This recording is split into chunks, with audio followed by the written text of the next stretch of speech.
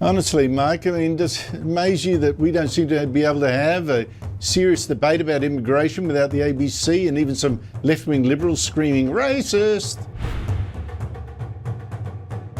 Is it up until now, and even now with bodies like the ABC who are screaming racist when anyone wants to actually start discussing the surge of migration in Australia and the impacts that's having on the people who are here, you get called a racist.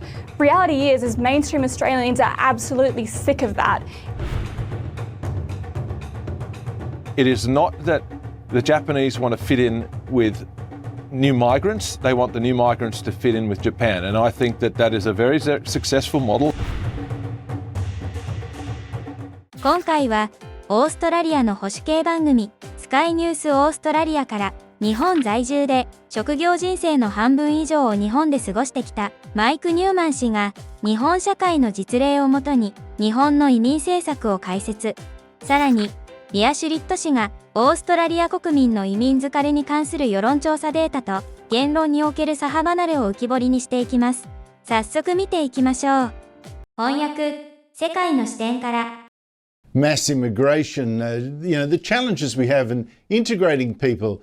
Now, we've got the federal opposition now working on a policy not just to cut immigration, but to bring in people more likely to fit in. But ABC presenters are already rehearsing their lines about that. Have a listen to this morning. Being anti-migration, isn't that the definition of prejudice? If we've got complex problems around infrastructure and roads, blaming the latest arrivals, isn't that prejudice? Honestly, Mike, I mean, does it amaze you that we don't seem to be able to have a serious debate about immigration without the ABC and even some left-wing liberals screaming racist? Thanks, Andrew. Well, to be honest, Japan is a country where equality is not seen as a form of discrimination. I come here quarterly from Japan for business, and every time I come here, I always think that what's the next event in the oppression Olympics? In Japan, Japan is proud to be Japan. Japanese people are proud to be Japanese. We have a new Prime Minister, and our media was more interested that she wasn't playing up to the fact that she was the first female Prime Minister, other than the fact she was actually extremely popular in her own right. She has a net popularity rating in the high 60s, early 70s, which is pretty much unheard of amongst Japanese prime ministers because she is adopting a Japan first policy. They have a declining population, but they believe that the quality of the immigration they get in is the most important thing, not the quantity. So we are seeing a huge sea shift. We're even having a ministerial council to help the Japanese work out how foreigners can better integrate with Japanese society. It is not that the Japanese want to fit in with new migrants, they want the new migrants to fit in with Japan. And I think that that is a very successful model. They're 97% Japanese. Travel is at record levels. We're going to have 40 million visitors to Japan this year. And presumably people are going because they love the culture and all of these aspects and, the very kind and friendly Japanese people. But the entire nation really wants to make sure that we never, ever sacrifice the core of who we are.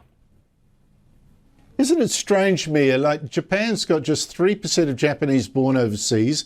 We've got 30% of Australians born overseas, but they have franker talks about, immigrants needing to fit in and wanting to limit immigration than we do.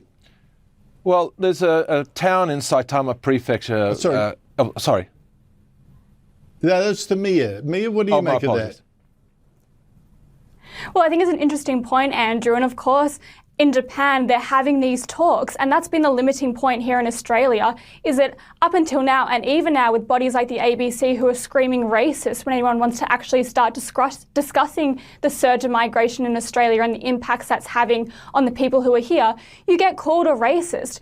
Reality is mainstream Australians are absolutely sick of that. We did some polling at the IPA and we found that 70% of Australians thought that migration needed to be paused until social infrastructure and economic infrastructure could catch up. That's the reality. So the ABC can sit there and call us all racist, but that is how mainstream Australians feel. At the end of the day, it is an absolute testament that there are so many people who want to come into this country, but unless we can get migration under control, unless it is planned for and unless it is targeted toward areas of economic need, then the quality of life for everyone living in Australia, whether you were born here or whether you are a new arrival, that will decline. Mike, you've spent more than half your working life, I believe, in Japan. Do you see them self-flagellating about their past? And they've got a past that's harder to get over, what with World War II and all that, than we do. Do you see them flagellating themselves as much as we do and calling each other racist or even daring to suggest that foreigners should fit in? Not in the slightest. And it was interesting, you mentioned earlier in the show former Ambassador Yamagami making points that when a Chinese diplomat threatens to behead the Prime Minister, that it took 2, 3, 4 days for us to finally issue a response. But all that did is galvanise the Japanese people to rally even harder behind Prime Minister Takaichi, because they believe they're so proud of their nation, their history. Of course, they have some troubles, but at the same time, if you go to Japan, they are one of the loveliest people you can possibly imagine. Words like omotenashi, which means kindness, or moyari, which means to help out your fellow neighbours and so on. That's basically the core of the culture, and that's why I think so many people enjoy going there. We're actually having a over-tourism backlash in Japan, because more and more tourists are deciding to do ridiculous TikTok videos aboard subway trains, singing and carrying on like buffoons. We even had a situation where the Australian Embassy had to issue a letter to visitors to make sure that during the Obon season, where people go to clean the graves of their ancestors and put ceremonial beer or wine or chips or whatever it is on top of the gravestones, we had Aussie tourists stealing the beers off the top of these sorts of things. And this is where the culture... Sake, Mike. But this is exactly where the Japanese are now with tourism. It's like even we want our tourists to fit in when they come and visit. 昨今、様々な国で差別やレーシストという言葉が言論封殺の目的で多用された結果、議論が進まず状況が悪化し、世界的に保守政党が躍進してきた流れは自然だと感じさせてくれる内容でした。皆さんは現在の潮流をどのように見ていますか？ぜひコメントであなたの意見を聞かせてください。いいねとチャンネル登録もよろしくお願いします。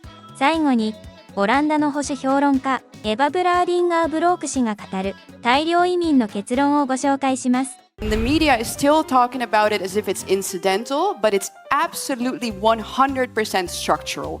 We are learning about these types of cases, robberies, assault, murders, every single day.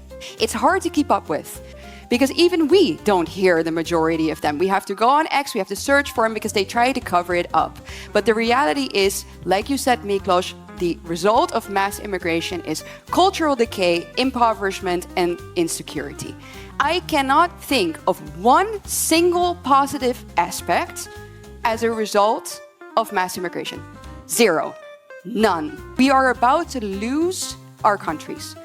Before the end of this first half of the century, if nothing changes in my home country, we will become a minority. A minority.